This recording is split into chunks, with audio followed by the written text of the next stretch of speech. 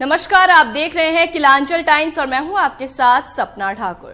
लोकसभा चुनाव 2024 को लेकर सभी प्रत्याशी सक्रिय हो चुके हैं और इसी सिलसिले में किलांचल टाइम्स की टीम लगातार कवरेज कर रही है। और इस दौरान किलांचल टाइम्स की टीम पहुंची कांग्रेस भवन, जहां कांग्रेस के मीडिया प्रभारी राकेश जी से टीम ने खास बातचीत की। क्या कुछ कहा उन्होंने लोकसभा चुनाव को लेकर, देखिए इस खास रिपोर्ट में। धन्यवाद सर, इस बार की कांग्रेस की क्या रणनीति होगी 2024 का चुनाव को लेकर?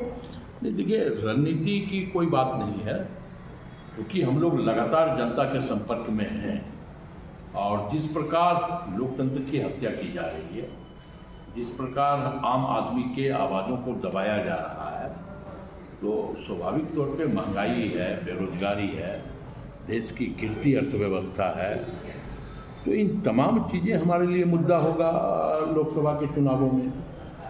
हम जनता को कैसे निजात दे सकते हैं महंगाई से, इसका फार्मूला हम तय कर रहे हैं और यही हमारी रणनीति है कि इन मुद्दों को लेकर के हम जनमानस के बीच जाने का काम करेंगे। सर, कांग्रेस की या फिर ये कह लें कि इंडिया गठबंधन की समस्या लगातार बढ़ती जा रही है। कल अरविंद केजरीवाल जी को गिरफ्तार कर लिया गया है, तो आपका इस पे क्या प्रतिक्रिया हो? ये कोई नई बात नहीं है।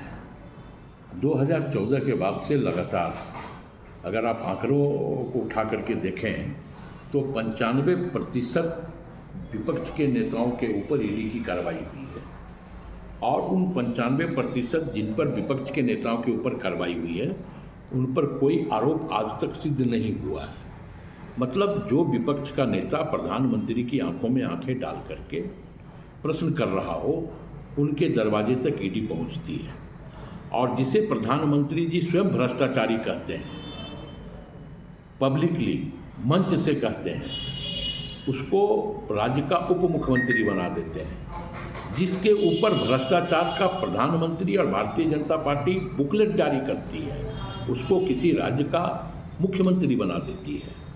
तो तमाम भ्रष्टाचारियों को अपने राजनीतिक दल में ला करके सदाचारी बनने का जो एक ड्रामा है भारतीय जनता पार्टी का, वो जनता देख रही है। सर, जैसे लोकसभा चुनाव नज़दीक आ गया है, डेट घोषित हो गया है और लगातार जैसे पहले मुख्यमंत्री, झारखंड के मुख्यमंत्री हेमंत सोरेन जी को गिरफ्तार किया गया, अभी अरविंद केजरीवाल जी को किया गया है और देखा जाए तो शिबू सोरेन की जो बहू है, बड़ी बहू, वो बीजेपी में शामिल होने के बाद लगातार जेएमएम पे बड़ी आरोप लगा रही है, तो आप उस पर कुछ?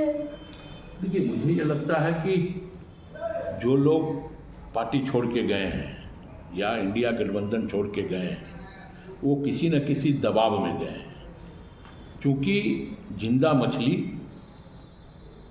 धारा के विपरीत चलती है, धारा के विपरीत चलती है और जो मरी हुई मछलियाँ होती है वो धारा के साथ बहती है। तो जो लोग अपनी आवाज़ को प्रखरता के साथ नहीं उठा सकते, जिनको आम जनमानस से कोई सरोकार नहीं, जिनको आम जनमानस के मुद्दों से कोई सरोकार नहीं, वो भारतीय जनता पार्टी में है। देश की संपत्तियां बिक रही है, भाजपा के एक भी नेता के मुंह से आवाज़ नहीं निकल रहा। आप देखें कि भाजपा के सांसद ब्रजभूषण सिंह के खिलाफ देश को मेडल दिलाने वाली बेटियां ने धरना दिया, लेकिन भारतीय जनता पार्टी का कोई लीडर, प्रधानमंत्री जी तक उन बेटियों को सांत्वना नहीं दे पाए। लेकिन जब फिल्मी एक्ट्रेस प्रियंका चोपड़ा की शादी होती है तो प्रधानमंत्री जी ट्वीट पे, एक्स पे उनको बधाई देते हैं। तो इस तरह की जो परिपाटी है उसको मुकम्मल जनता समझ रही है और हमें नहीं, बल्कि 2024 में जनता उनको मुकम्मल जवाब देने का काम करेगी। जैसे कि सर, अभी हेमंत सोरेन जी ईडी की हिरासत में है, तो क्या कांग्रेस या फिर इंडिया गठबंधन को इसकी कमी खल रही है झारखंड को लेके, या फिर वो अभी भी मजबूत है? देखिए, कमी तो स्वाभाविक तौर पे जब परिवार का कोई सदस्य नहीं रहता है तो कमी तो खलती है, लेकिन हम मजबूत हैं। इंडिया गठबंधन पूरी तरह मजबूत है। इसलिए मजबूत है कि हमें लाख डराने धमकाने का प्रयास किया जा रहा है, लेकिन हम डरेंगे नहीं, हम झुकेंगे नहीं, हम लड़ेंगे। तो जैसे कि आपने अभी देखा कि कांग्रेस इंडिया गठबंधन लड़ेगा झुकेगा नहीं। ऐसे ही खास खबरों के लिए बने रहे आप कैलांचल टाइम्स के साथ। मैं सरिता कुमारी, सहयोगी वंदना के साथ। ऐसे तमाम बड़ी खबरों के लिए देखते रहें केलांचल टाइम्स।